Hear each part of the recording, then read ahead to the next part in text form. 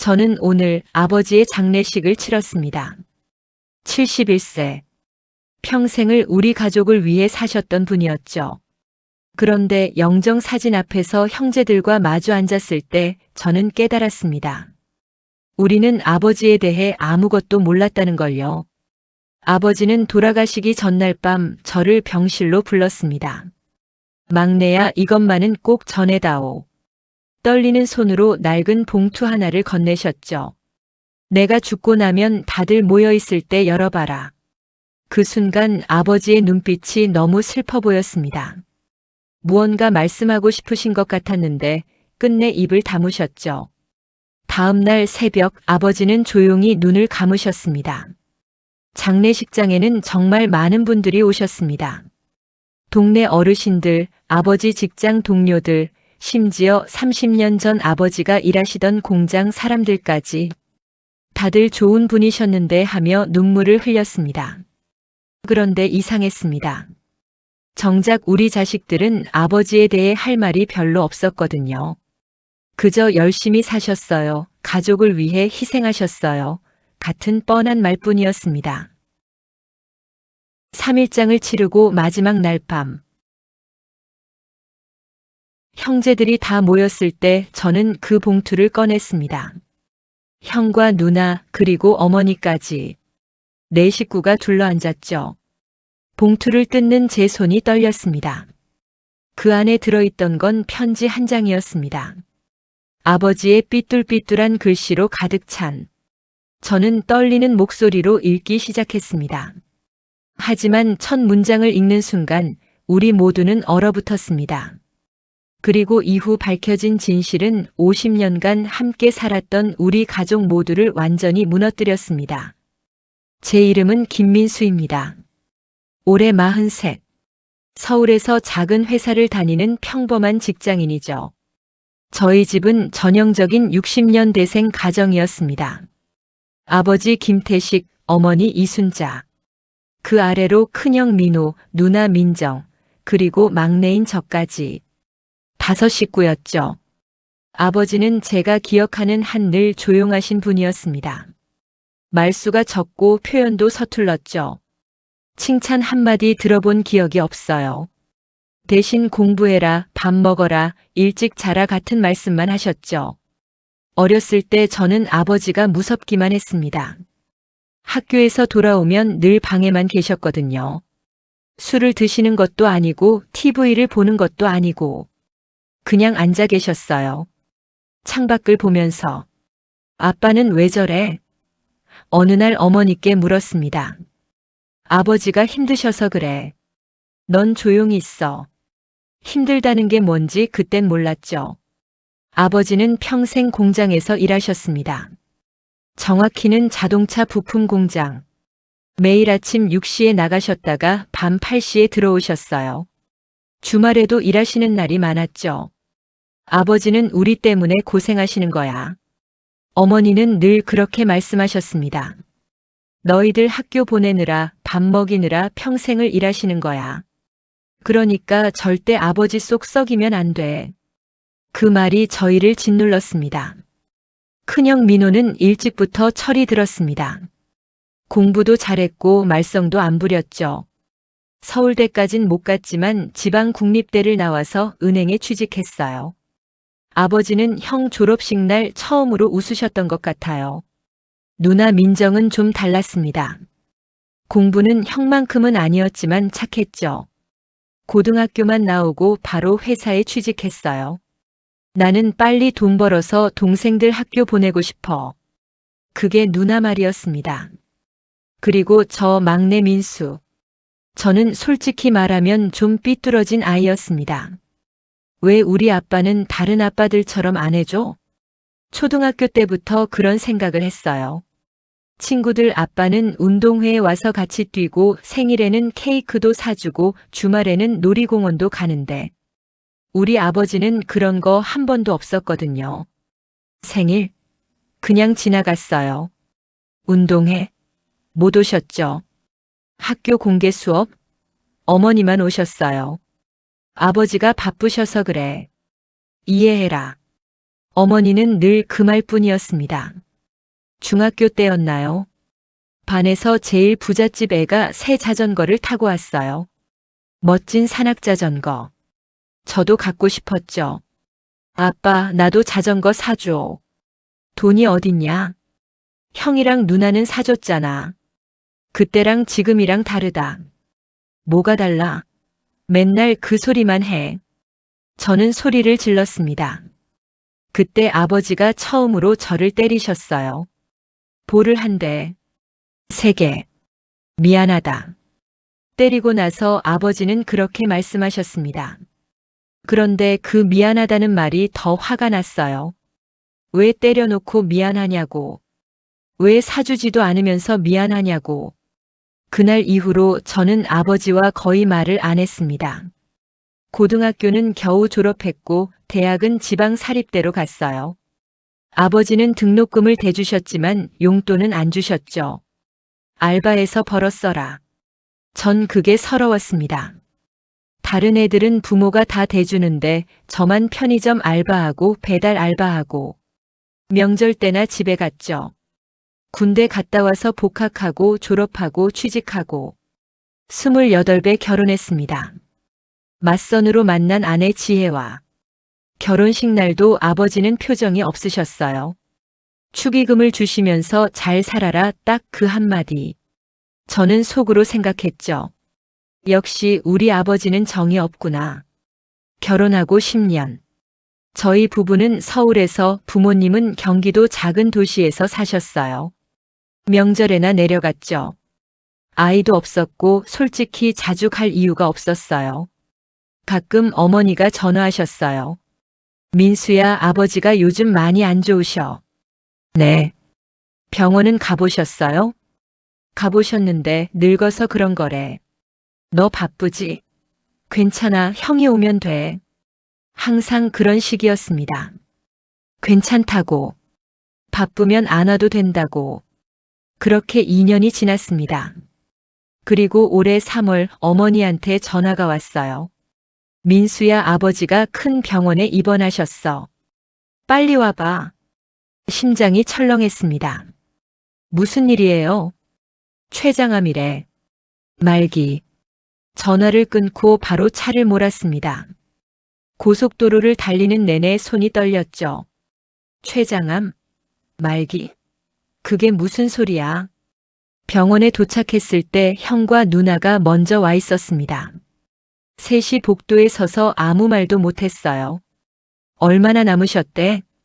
형이 중얼거렸습니다. 길어야 3개월. 누나가 울음을 터뜨렸습니다. 저는 그제야 깨달았죠. 아버지가 진짜 돌아가신다는 걸. 병실에 들어갔습니다. 아버지는 침대에 누워 계셨어요. 너무 마르셨더군요. 원래도 마른 편이셨는데 이제는 뼈만 남으신 것 같았어요. 왔냐? 아버지가 눈을 뜨시며 말씀하셨습니다. 네, 아버지. 바쁠 텐데 왔어. 괜찮다. 어머니 있으니까. 그 말에 가슴이 먹먹했습니다. 왜 이렇게 사시는 거예요, 아버지? 왜 우리한테 패 끼치지 말라고만 하세요? 그날 저녁 형제들과 어머니가 병실 밖에서 얘기를 나눴습니다. 집에서 모실까? 누나가 물었어요. 병원이 낫지. 통증 관리도 해야 하고. 형이 대답했죠. 어머니는 어떻게 생각하세요? 아버지가 원하시는 대로 해야지. 그때였어요. 병실 안에서 아버지 목소리가 들렸습니다. 여보. 네. 미안해. 어머니가 아버지 손을 잡았습니다. 무슨 소리예요? 무슨. 평생 고생만 시켰어. 미안해. 복도에 서 있던 우리는 그 소리를 다 들었습니다. 그리고 그 순간 뭔가 이상한 느낌이 들었어요. 아버지 목소리가 너무 슬펐거든요. 단순히 아픈 게 아니라 뭔가 다른 슬픔. 오래오래 참아온 것 같은 그런 슬픔이었습니다. 아버지는 3개월이 아니라 2개월을 버티셨습니다. 그 2달 동안 저희 형제들은 돌아가며 병원에 갔어요. 형은 주말마다, 누나는 평일 저녁에, 저는 주중에 하루씩. 어머니는 아예 병원에 붙어 계셨죠. 병실에 가면 할 말이 없었습니다. 뭘 물어봐도 아버지는 괜찮다, 걱정 마라, 일 열심히 해라 같은 말씀만 하셨거든요. 아버지, 뭐 드시고 싶은 거 없으세요? 아니다. 괜찮아. 불편한 거 있으시면 말씀하세요. 없다. 정말 답답했어요. 평생 저렇게 사셨구나 싶었죠. 어느 날 제가 병실을 지키고 있는데 아버지 옛날 직장 동료 한 분이 오셨어요.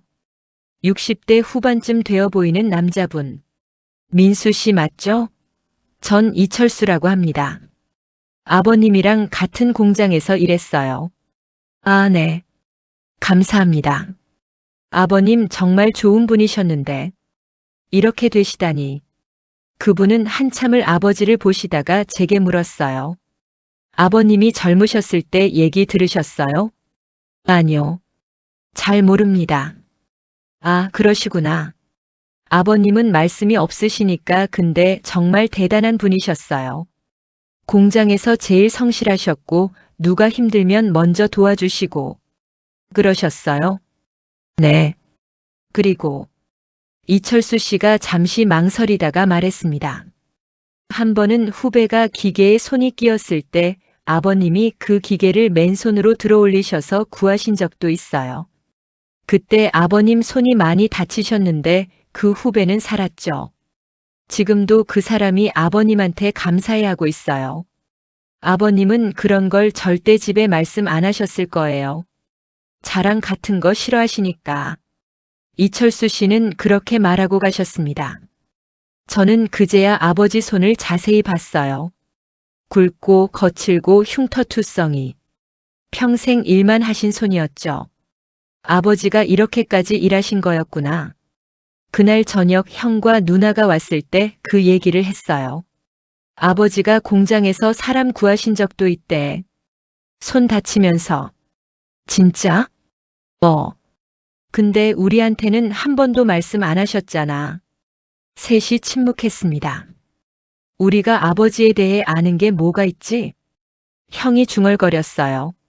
없는 것 같은데. 누나가 대답했죠. 그 말이 맞았어요. 우리는 아버지에 대해 정말 아무것도 몰랐습니다. 그 뒤로 조금씩 이상한 일들이 생기기 시작했어요. 어느 날 아버지가 갑자기 어머니한테 물으셨대요. 여보, 내가 잘한 게 있을까? 무슨 소리예요? 당신은 평생 가족 위해서. 아니야.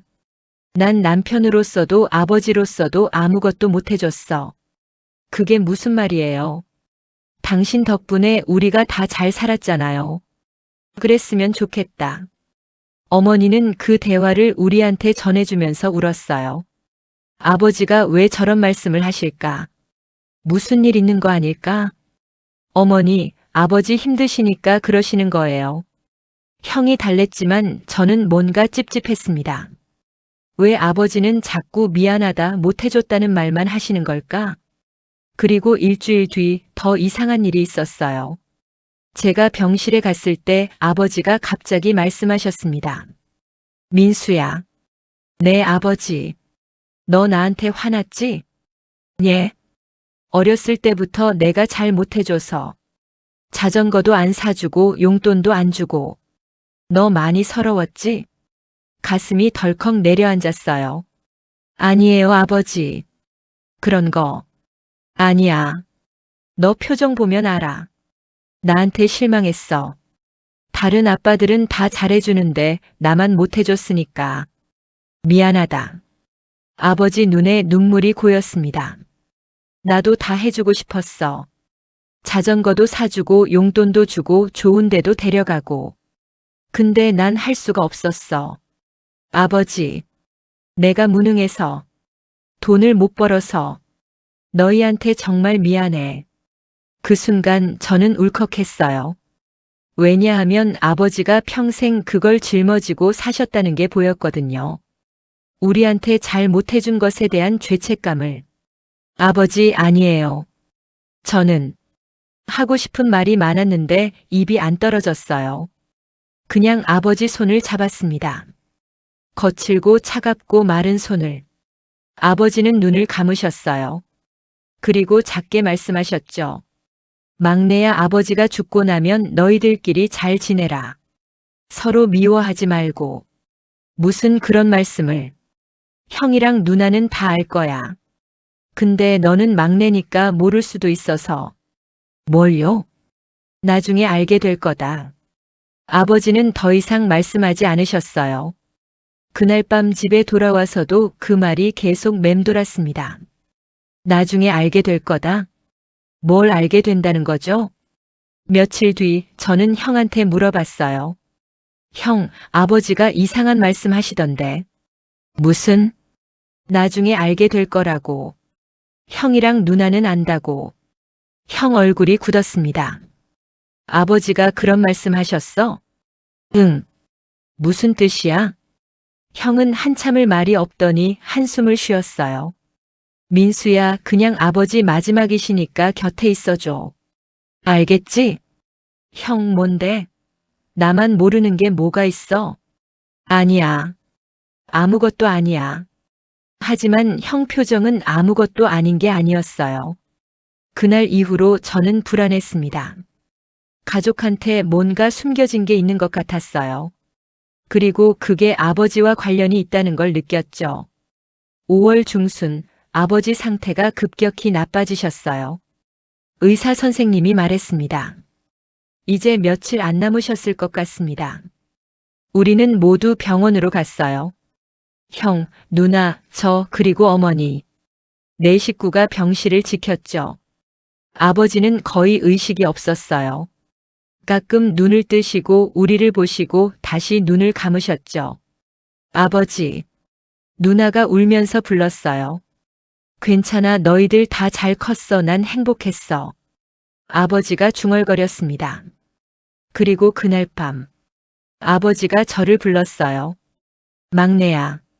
네, 아버지. 이리 와봐. 저는 침대 옆으로 다가갔습니다. 아버지는 떨리는 손으로 베개 밑에서 뭔가를 꺼내셨어요. 낡은 봉투. 이걸 꼭 전해다오. 이게 뭔데요? 내가 죽고 나면 다들 모여 있을 때 열어봐라. 아버지. 꼭 약속해라. 아버지 눈빛이 너무 간절했어요. 네. 약속할게요. 봉투를 받아들었습니다. 생각보다 가벼웠어요. 아버지는 안도한 듯 눈을 감으셨죠. 그리고 다음 날 새벽 4시 32분. 아버지는 조용히 눈을 감으셨습니다. 장례식장은 붐볐습니다. 정말 많은 분들이 오셨어요. 아버지 옛날 직장 동료들, 동네 어르신들, 친척들, 심지어 30년 전 아버지가 일하셨던 공장 사람들까지. 고인이 정말 좋은 분이셨어요. 평생 성실하게 사셨죠. 가족들 위해 희생하신 분이에요. 모두들 그렇게 말했습니다. 저는 영정 앞에 앉아서 그 말들을 들으며 생각했어요. 그래, 아버지는 좋은 사람이었어. 성실했고 희생적이었지. 근데 왜 이렇게 마음이 텅 빈 것 같을까요? 왜 저는 아버지에 대해 할 말이 없을까요? 3일장을 치르는 동안 저는 계속 그 봉투를 생각했어요. 주머니에 넣어두고 수시로 만지작거렸죠. 안에 뭐가 들었을까? 유언장? 아니면 편지? 아니면 우리가 몰랐던 무언가? 마지막 날 밤이 되었습니다. 조문객들이 다 돌아가고 가족들만 남았어요. 형, 누나, 저, 그리고 어머니. 딱 4명. 작은 방에 모여 앉았습니다. 내일 발인인의 누나가 중얼거렸어요. 응. 마지막으로 아버지 보내드리는 거지. 형이 대답했죠. 침묵이 흘렀습니다. 그때 저는 주머니에서 봉투를 꺼냈어요. 저 다들 이거 좀 봐요. 뭔데? 아버지가 돌아가시기 전날 밤에 주신 거예요. 다 같이 모여 있을 때 열어보라고. 3사람의 시선이 봉투로 향했습니다. 열어볼까? 형이 물었어요. 응. 손이 떨렸습니다. 봉투를 뜯었어요. 안에는 편지지 여러 장이 들어있었죠. 아버지의 삐뚤삐뚤한 글씨로 빼곡하게. 저는 심호흡을 하고 읽기 시작했습니다. 사랑하는 우리 가족에게 이 편지를 읽고 있다면 나는 이미 세상을 떠났을 것이다. 평생 하지 못했던 말을 이제야 한다. 민호야, 민정아, 민수야. 그리고 평생 고생만 시킨 내 아내. 먼저 미안하다는 말을 하고 싶다. 너희 아버지는 좋은 아버지가 아니었다.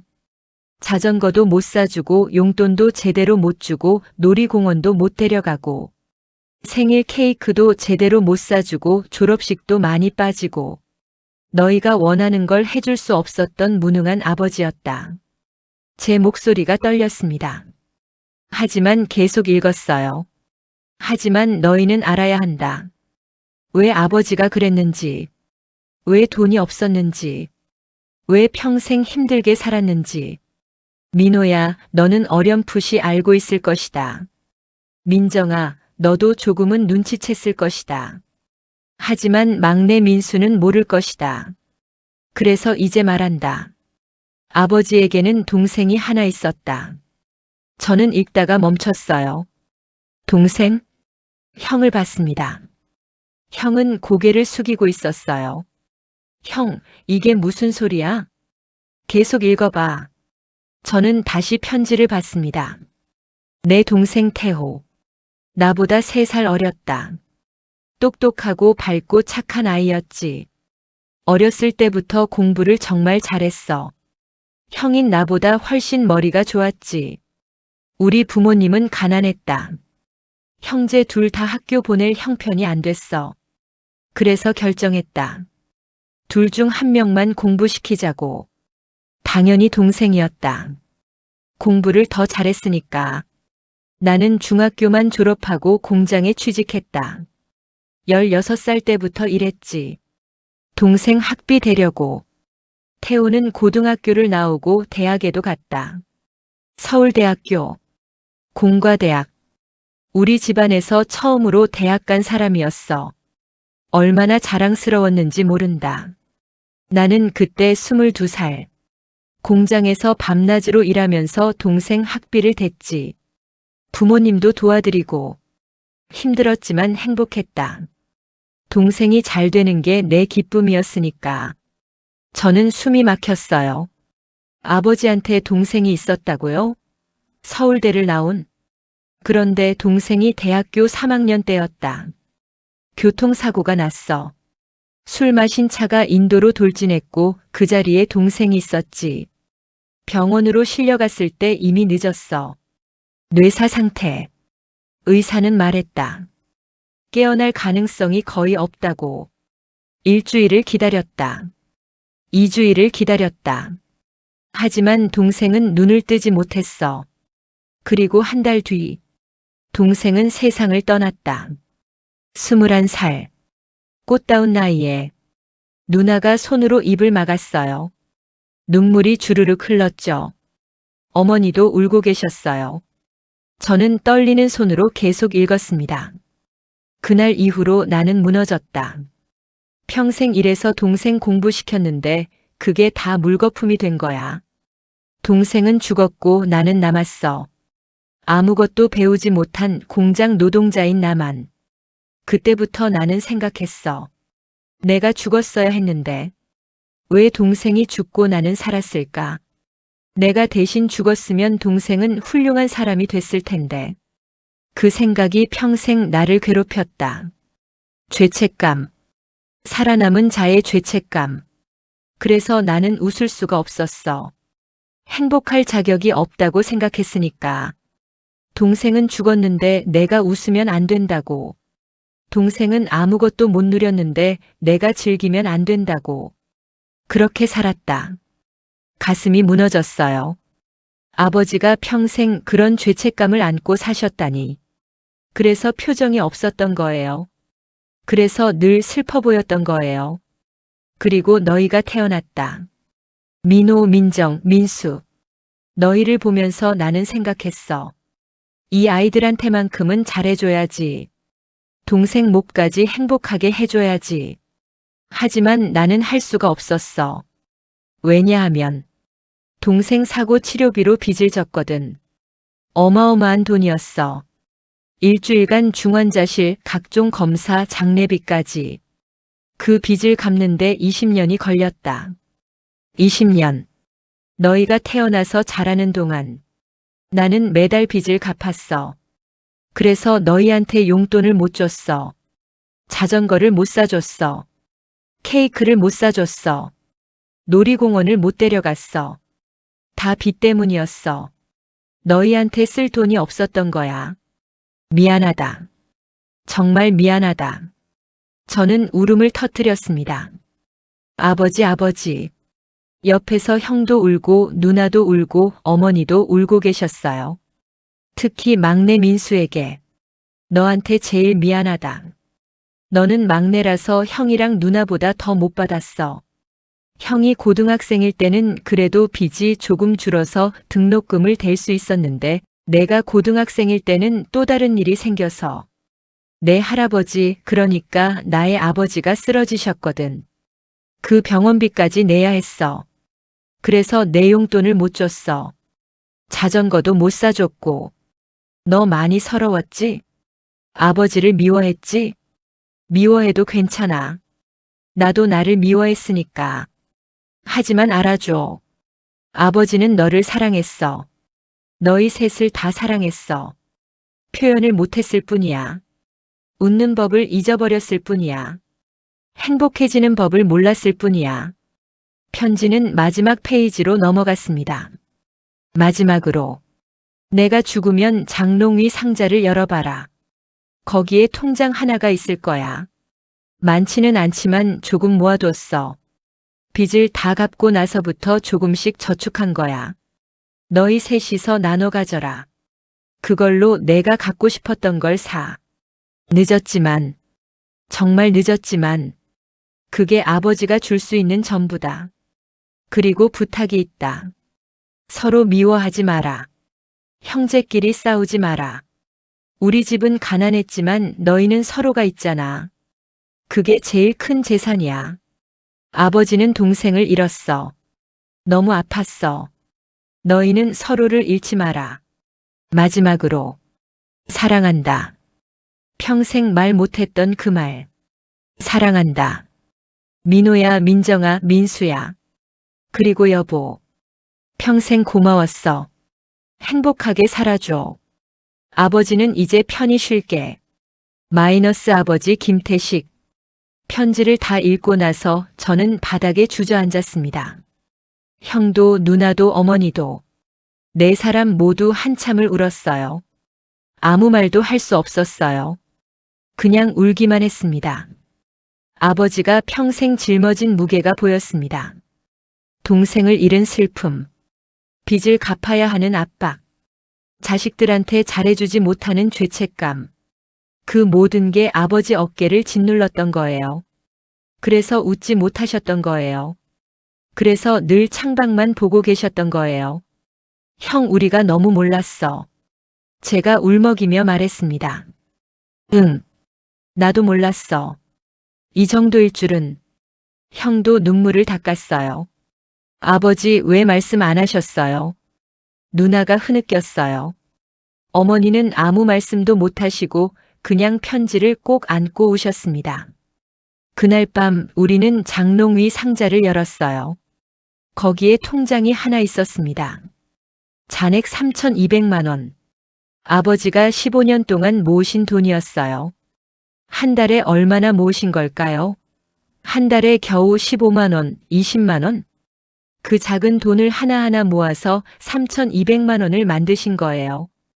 우리한테 주려고. 통장 뒤에 메모가 하나 붙어 있었어요.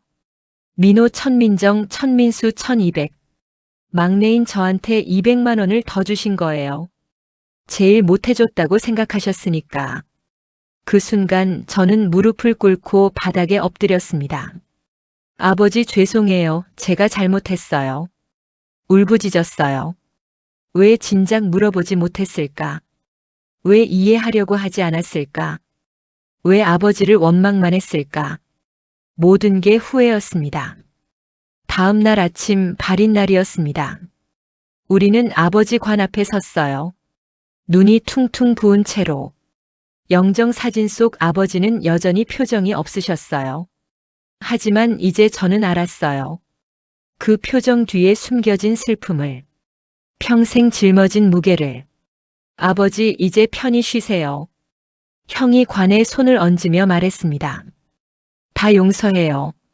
다 괜찮아요. 누나도 말했죠. 저는 말이 나오지 않았어요. 그냥 울기만 했습니다. 발인 행렬이 시작되고 화장장으로 향했어요. 차 안은 조용했습니다.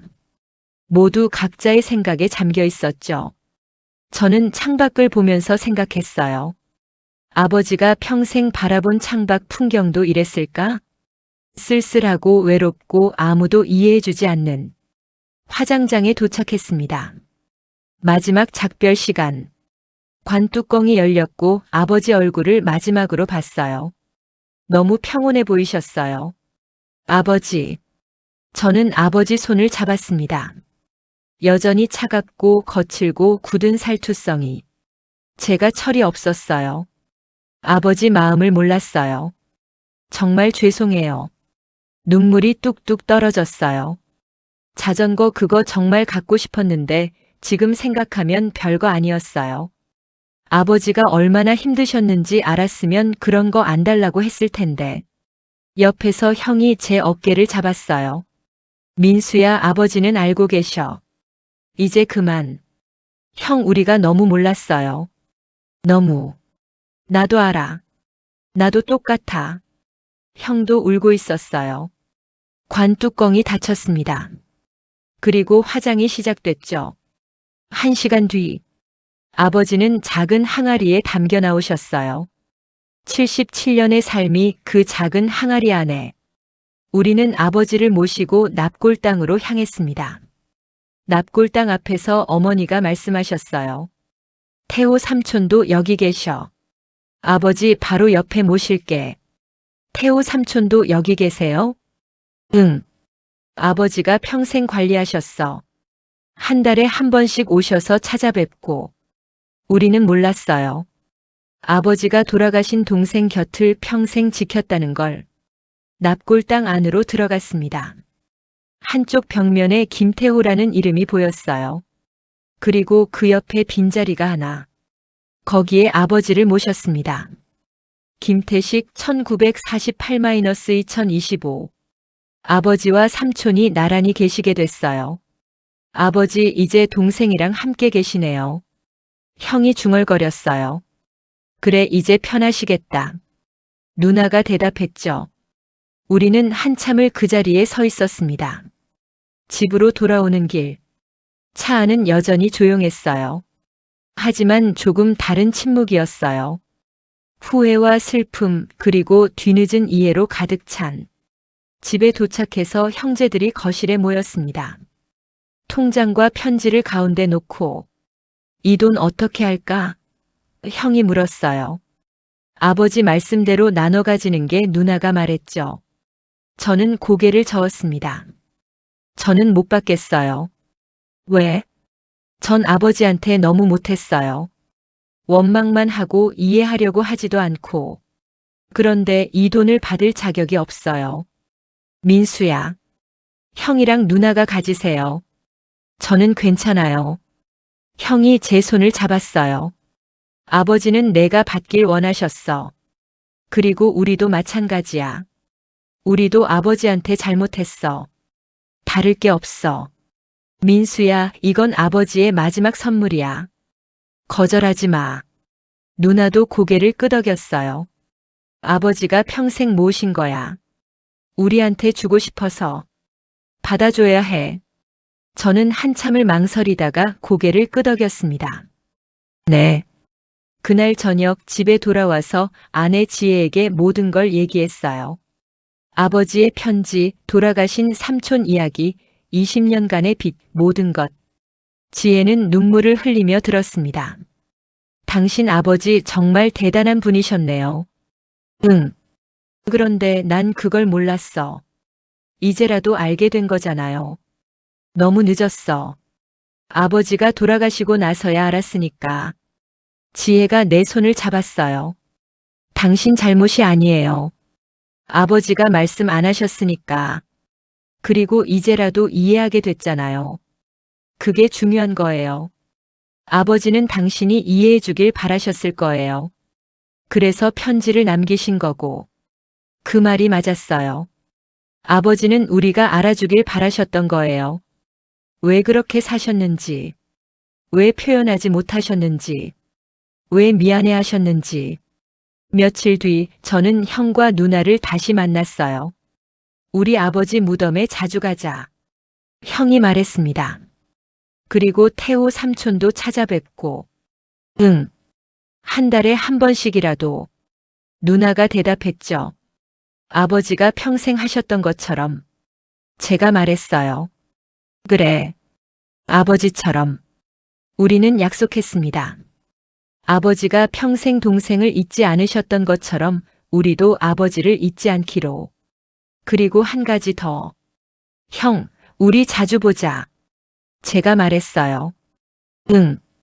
이제 가족끼리 자주 만나야지. 아버지가 부탁하신 거잖아. 서로 미워하지 말고. 그래. 서로 사랑하고. 우리는 손을 맞잡았습니다. 아버지가 평생 바라셨던 것. 가족이 서로 사랑하는 것. 그게 아버지의 마지막 소원이었으니까. 3개월이 지났습니다. 저는 매주 토요일 아침마다 납골당에 갔어요. 아버지와 태호 삼촌을 찾아뵙는 게 제 일과가 됐죠. 아버지, 저 왔어요. 늘 그렇게 말하며 시작했습니다. 요즘 저 많이 달라졌어요. 회사에서도 사람들한테 더 친절하게 대하고 집에서도 지혜한테 고마운 마음 표현하고. 아버지가 못하셨던 거 제가 할게요. 표현하는 거. 사랑한다고 말하는 거. 매번 그렇게 말씀드렸어요. 어느 날 납골당에서 나오는데 한 노인분이 말을 거셨어요. 혹시 김태식 씨 아드님이세요? 네, 그런데요. 아, 저는 옛날에 고인분이랑 같은 공장에서 일했던 사람입니다. 여기 와보니 고인분 자리가 보이길래. 아, 네. 아버님 정말 좋은 분이셨어요. 한 번은 제가 집에 불이 나서 갈 곳이 없었을 때 아버님이 당신 집에서 한 달 동안 재워주셨어요. 당신도 힘드셨을 텐데. 그리고 제 딸이 병원에 입원했을 때도 아버님이 조용히 도와주셨어요. 돈을 빌려주셨는데 나중에 갚으려고 하니까 안 받으시더라고요. 괜찮다, 어려울 때 서로 돕고 사는 거지 그러시면서. 그분은 눈물을 글썽이며 말했습니다. 제가 그 은혜를 평생 못 잊어요. 아버님 덕분에 제 딸이 살았거든요. 저는 가슴이 뭉클했어요. 아버지는 당신도 힘드셨으면서 남도 도와주셨던 거예요. 집으로 돌아와서 지혜에게 그 얘기를 했어요. 아버지가 그런 분이셨구나. 지혜가 놀라며 말했습니다. 응. 우리가 정말 몰랐던 거야. 아버지가 얼마나 따뜻한 분이셨는지. 그날 밤 저는 아버지 편지를 다시 꺼내 읽었어요. 읽을 때마다 새로운 의미가 보였습니다. 행복해지는 법을 몰랐을 뿐이야. 이 문장이 특히 마음에 걸렸어요. 아버지는 평생 행복해지는 법을 몰랐던 거예요. 동생을 잃고 빚에 시달리고 자책하면서 행복할 자격이 없다고 생각하면서 사셨던 거죠. 그래서 우리한테도 표현하지 못하셨던 거예요. 사랑한다는 말을, 고맙다는 말을, 자랑스럽다는 말을. 다음 날 저는 형과 누나를 불렀어요. 나 한 가지 제안이 있어. 뭔데? 우리 아버지 추모 장학금을 만드는 거 어때? 장학금? 응. 아버지가 남기신 돈으로. 그리고 우리도 조금씩 보태서 형편이 어려운 학생들 도와주는 거야. 아버지가 평생 후회하셨잖아. 동생이 공부를 다 못하고 돌아가셨다고. 그래서 우리가 대신 다른 아이들 공부 도와주면 어떨까 싶어서. 형과 누나가 서로를 봤어요. 그리고 고개를 끄덕였습니다. 좋아. 하자. 아버지도 기뻐하실 거야. 우리는 그렇게 김태식 김태호 형제 장학금을 만들었어요. 아버지와 삼촌 이름을 함께 넣었죠. 첫 해에 3명의 학생을 도왔습니다. 가정 형편이 어려워서 대학 진학을 포기하려던 아이들. 그 아이들이 저희한테 감사 편지를 보냈어요. 덕분에 공부를 계속할 수 있게 됐습니다. 평생 잊지 않겠습니다. 그 편지를 읽으며 저는 울었어요. 아버지도 이런 마음이셨겠구나. 동생이 공부하는 걸 보면서 이런 기쁨을 느끼셨겠구나. 6개월쯤 지났을 때 어머니가 저희를 부르셨어요. 얘들아, 엄마가 할 말이 있어. 우리는 어머니 집에 모였습니다. 사실 엄마도 아버지한테 미안한 게 많아. 어머니, 아버지가 그렇게 힘드셨는데 엄마는 옆에서 제대로 위로해드리지 못했어. 그냥 모른 척했던 것 같아. 어머니가 눈물을 닦으셨어요. 아버지가 밤에 혼자 우시는 거 알았어. 창밖만 보고 계시는 것도. 근데 엄마는 무슨 말을 해야 할지 몰랐어. 그냥 모른 척하는 게 아버지한테 더 편하실 것 같아서. 어머니 잘못 아니에요. 형이 말했습니다. 아니야. 엄마도 잘못했어. 좀 더 물어봤어야 했는데. 좀 더 아버지 마음을 헤아렸어야 했는데. 우리는 아무 말도 못했어요. 어머니도 평생 아버지 옆에서 힘드셨을 텐데. 그래도 아버지는 엄마한테 한 번도 화내신 적 없어. 늘 미안하다, 고맙다 그 말씀만 하셨어. 마지막 날 병원에서 아버지가 그러셨어. 여보, 다음 생에는 더 잘할게. 더 행복하게 해줄게. 그렇게 말씀하시더라. 어머니는 한참을 우셨습니다. 우리도 함께 울었어요. 가족 모두가 아버지를 그리워하면서 1년이 지났습니다. 아버지 기일이 다가왔어요. 우리는 납골 땅에서 조촐하게 제사를 지냈습니다. 형제들과 어머니, 그리고 형 아내, 누나 남편, 제 아내까지 모두 모였죠. 아버지, 저희 다 모였어요. 형이 말했습니다. 1년 동안 저희 많이 달라졌어요. 자주 만나고 자주 연락하고 아버지가 바라시던 대로 서로 아끼고 살고 있어요. 누나가 이어서 말했어요. 장학금도 잘 운영하고 있어요. 올해는 5명을 도와줬어요. 내년에는 더 많이 도와줄 거예요. 그리고 제 차례. 아버지, 저 이제 많이 컸어요. 아버지가 왜 그렇게 사셨는지 이해해요. 그리고 너무 감사해요. 목이 메었어요. 아버지가 평생 힘들게 사신 덕분에 저희가 이렇게 잘 자랐어요. 저희가 밥 먹고 학교 다니고 어른이 될 수 있었던 건 다 아버지 덕분이에요. 이제 알았어요. 늦었지만 아버지가 얼마나 큰 사랑으로 저희를 키우셨는지 말로 표현 못하셨을 뿐이지 아버지의 인생 전체가 사랑이었다는 걸. 눈물이 주르륵 흘렀습니다. 고맙습니다, 아버지. 그리고 사랑합니다. 그날 밤 집으로 돌아오는 길에 지혜가 말했어요. 당신 아버지 많이 닮았어요. 뭐가? 말은 별로 안 하는데 행동으로 보여주는 거. 저한테도 사랑한다는 말은 잘 안 하지만 제가 아플 때 먼저 약 사다 주고 피곤할 때 설거지 해주고 그런 거. 아버지도 그렇게 사셨을 거예요. 말 대신 행동으로. 그 말이 맞았어요. 아버지는 평생 행동으로 사랑을 보여주셨던 거예요. 매일 새벽에 일어나 공장에 가신 것. 늦은 밤에 돌아오시면서도 한 번도 불평 안 하신 것. 아프셔도 참으신 것.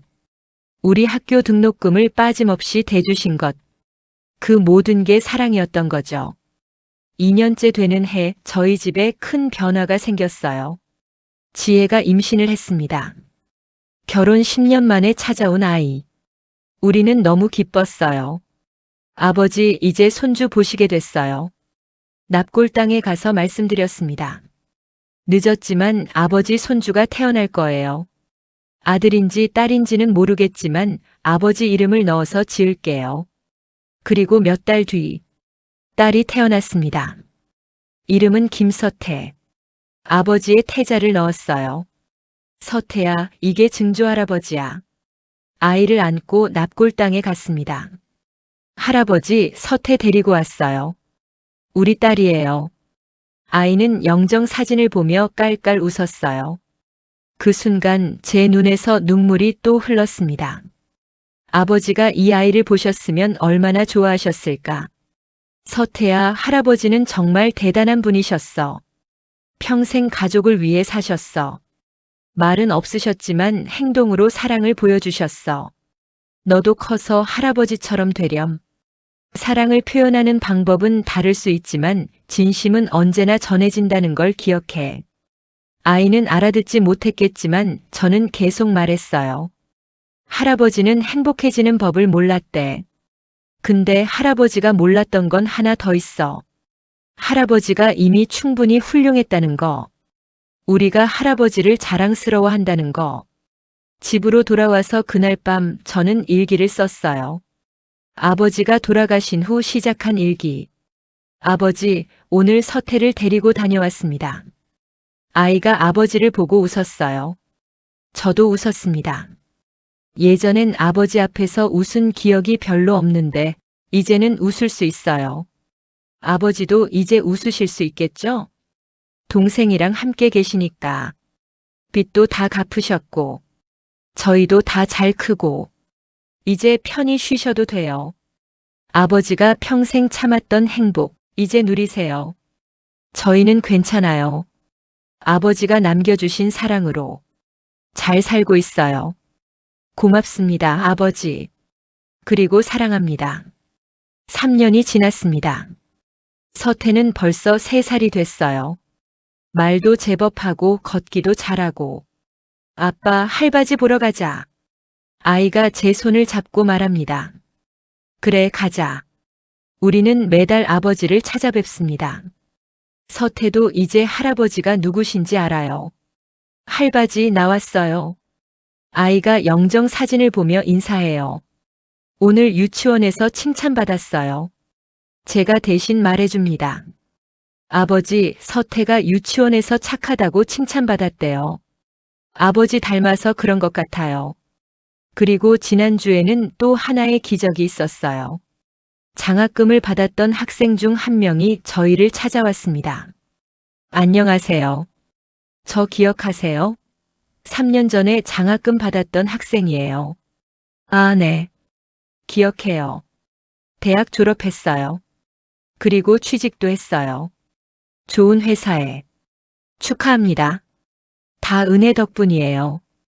장학금 없었으면 저 대학 못 갔을 거예요. 그 학생은 봉투 하나를 꺼냈어요. 이거 받아주세요. 제 첫 월급이에요. 많지는 않지만 장학금에 보태주세요. 저처럼 힘든 후배들을 도와주세요. 아니에요. 그럴 필요 없어요. 아니요. 받아주세요. 제가 받은 걸 다시 돌려주고 싶어요. 그게 진짜 감사의 표현이잖아요.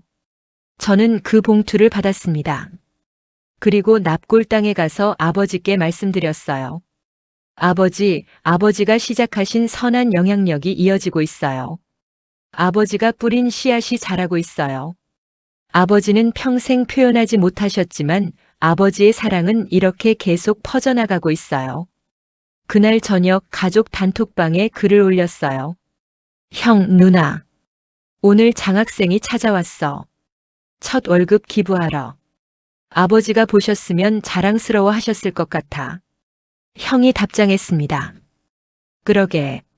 아버지는 몰랐을 거야. 당신이 얼마나 위대한 분이셨는지. 누나도 답장했어요.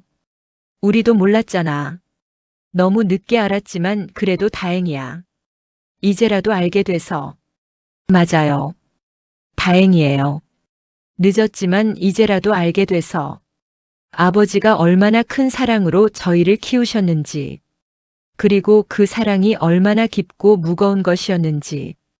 지금 저는 서태를 무릎에 앉혀놓고 이 글을 쓰고 있습니다. 아이는 제 품에서 잠들었어요. 아이의 고른 숨소리를 들으며 생각합니다. 나는 이 아이에게 어떤 아버지가 될까? 말로 표현하는 아버지가 되고 싶어요. 사랑한다, 자랑스럽다, 고맙다 그 말들을 아낌없이 하는 하지만 동시에 행동으로도 보여주는 아버지. 우리 아버지처럼 묵묵히 자리를 지키고 책임을 다하고 가족을 위해 헌신하는 그런 아버지가 되고 싶습니다. 창밖을 봅니다. 저녁 노을이 지고 있어요. 예전에 아버지가 보셨던 그 창밖. 이제는 이해해요. 아버지가 왜 그렇게 창밖만 보고 계셨는지. 아마도 그때 아버지는 생각하셨을 거예요. 동생아, 미안해. 아이들아, 미안해. 더 잘해주지 못해서. 하지만 이제 저는 압니다. 아버지는 사과할 필요가 없었어요. 아버지는 이미 충분히, 너무나 충분히 잘하셨으니까. 평생을 가족을 위해 사신 것. 그것보다 더 큰 사랑이 어디 있겠어요. 아버지. 저는 작게 중얼거립니다. 이제 편히 쉬세요. 동생이랑 함께. 저희는 괜찮아요. 아버지가 남겨주신 사랑으로 잘 살고 있어요. 그리고 아버지. 눈물이 또 흐릅니다. 사랑합니다. 정말 정말 사랑합니다. 아이가 제 품에서 움직입니다. 아빠. 잠꼬대처럼 중얼거려요. 저는 아이를 꼭 안아줍니다. 그래, 아빠 여기 있어. 걱정 마. 그리고 깨닫습니다. 이게 아버지가 평생 저희한테 해주신 말이었다는 걸. 말로 하진 않으셨지만, 걱정 마. 아빠가 여기 있어. 너희를 지켜줄게. 평생 단 하루도 빠짐없이. 그렇게 저희 곁을 지켜주셨던 거예요. 고맙습니다, 아버지. 사랑합니다, 아버지. 그리고 이제는 편히 쉬세요. 당신은 충분히 훌륭한 아버지였습니다. 당신은 충분히 사랑받을 자격이 있습니다. 당신은 충분히 행복해질 자격이 있습니다. 이제는 부디 행복하세요. 그날 밤 저는 꿈을 꿨습니다. 아버지가 나타나셨어요. 젊은 시절의 모습으로. 옆에는 태호 삼촌도 계셨죠. 둘이 나란히 걸어가시는데 처음 보는 광경이었어요. 아버지가 웃고 계셨거든요. 환하게 행복하게. 그리고 뒤돌아보시며 손을 흔드셨어요. 잘 있거라. 고맙다. 사랑한다. 꿈에서 깨어났을 때 베개가 젖어 있었어요. 하지만 이상하게 마음은 편안했습니다. 아버지가 이제 정말 행복하시겠구나. 그런 확신이 들었거든요.